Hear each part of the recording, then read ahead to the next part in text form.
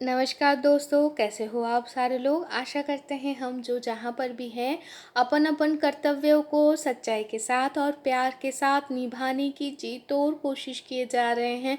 और हम हमारे इस साधना में माँ बाबा के आशीर्वाद से, गुरु की कृपा से और परमेश्वर के इच्छानुसार हम सफल रहेंगे। इसी शुभकामना के साथ चलिए शुरू करते हैं उपनिषद अखंड संस्करण हर प्रकाशनी से प्रकाशित इस किताब से कठ उपनिषद के अगले मंत्र की पाठ।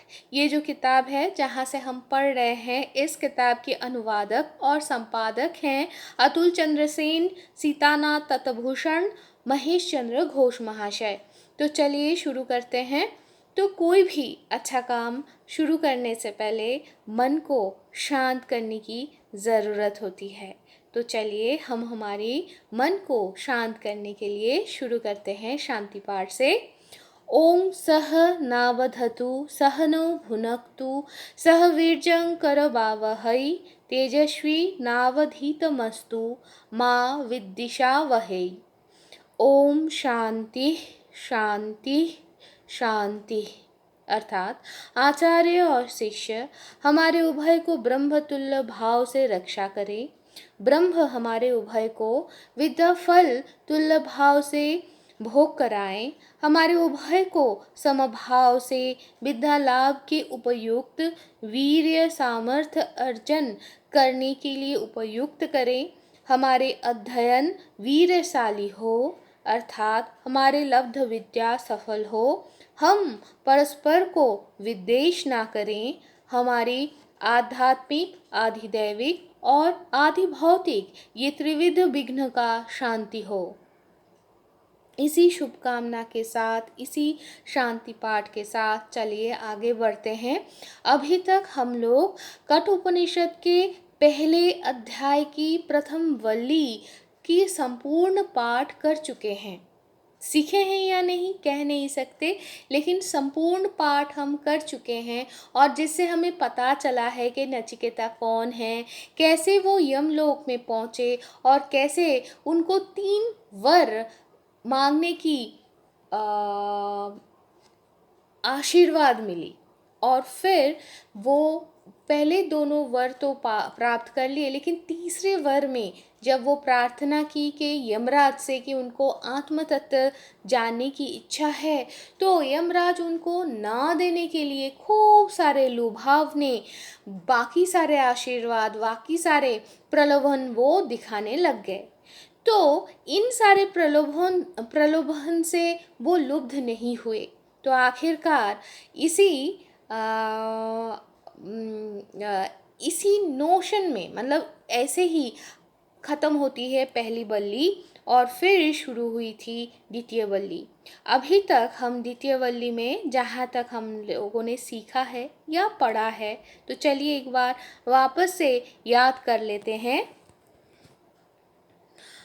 अन्नत श्रेय अन्नदूतैव प्रेयस्ते उभे नानार्थे पुरुषं सीनितः तयोः श्रेय आददानस्य साधु भवति हीयते अर्थाद् ज उ प्रेयो वृणीते।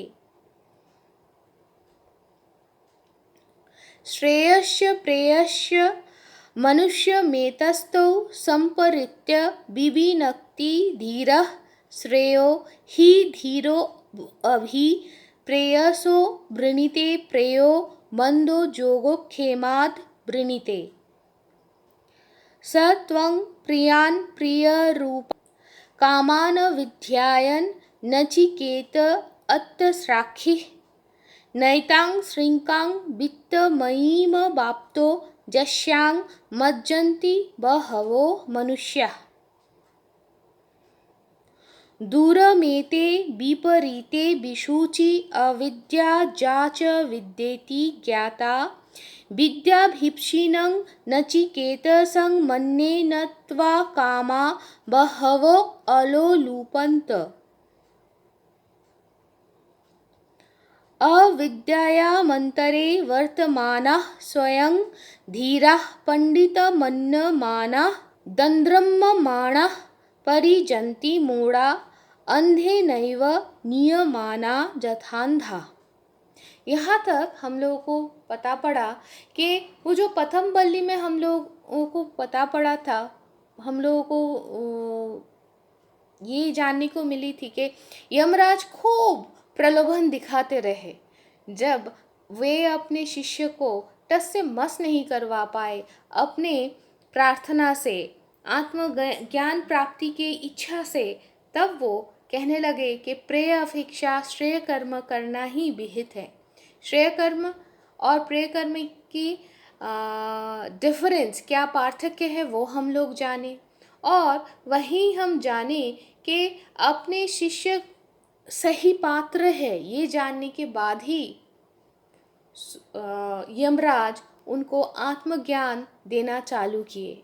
और वहीं हम जाने, आखिरी तक हम लोग जाने कि जो मूर्ख व्यक्ति अज्ञानता में आच्छन्न रह के खुद को बहुत बुद्धिमान, बहुत पंडित बोल के अभिमान प्रकाश करते हैं, वे अंधों से गाइडेड अंधों की तरह ही इधर उधर भटकते हैं और भूलभुलैया में भटकते ही रह जाते हैं, परमार्थ को प्राप्त होने से चूक जाते हैं। तो दोस्तों आगे बढ़ते हैं, इससे आगे क्या है। न सांपरायः प्रतिभाति बालं प्रमादन्तं वित्तमोहेन मूढ़म् अयं लोको नास्ति पर इति मानी पुनः पुनर्वसमापद्यते में। अर्थात कहा जा रहा है कि जो व्यक्ति बालक के न्याय विवेकहीन विषय में आसक्त होने के कारण परमार्थ से अनवहित रह जाता है, अनभिज्ञ रह जाते हैं, जिनके चित्त धन मोह से आच्छन्न होकर रहता है, उनके निकट परलोक तत्व व उसके साधन स्पष्ट रूप से प्रकाशित नहीं होती है।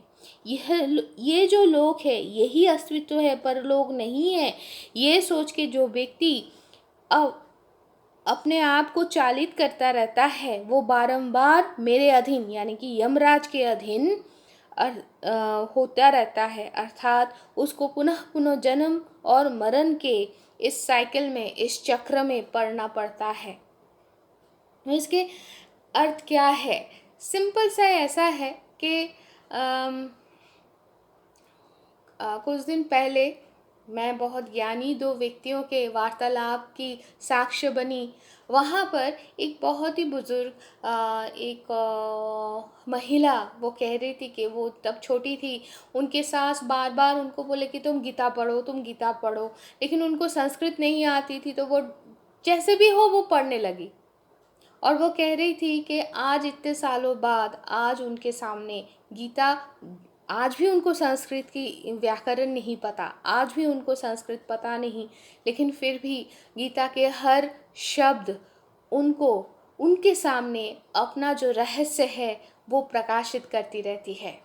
तो उससे मुझे आज ये अनुभव हो रहा है कि अगर आपका निश्चय, आपका अगर संकल्प प्रेय नहीं है, श्रेय है, और आप अगर अपना काम करते रहो, तो धीरे धीरे आपके लिए वो परमार्थ का दरवाज़ा तक पहुंचना या परमार्थ तक पहुंचने की रास्ता वो सुगम करता रहता है।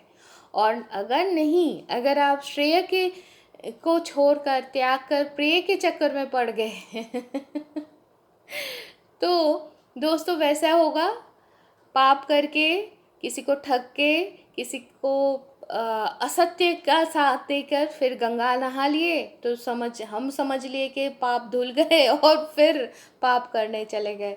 तो हम कर क्या रहे हैं? हम बार बार अपने आप को वही लूप में, वही आवर्तन में धक्का मारते रह रहे हैं। तो दोस्तों आशा करते हैं कि हम प्रेय अपेक्षा श्रेय कर्म की तरफ आगे बढ़ते रहेंगे। और इसी शुभकामना के साथ आज शमयता कह रही है टाटा।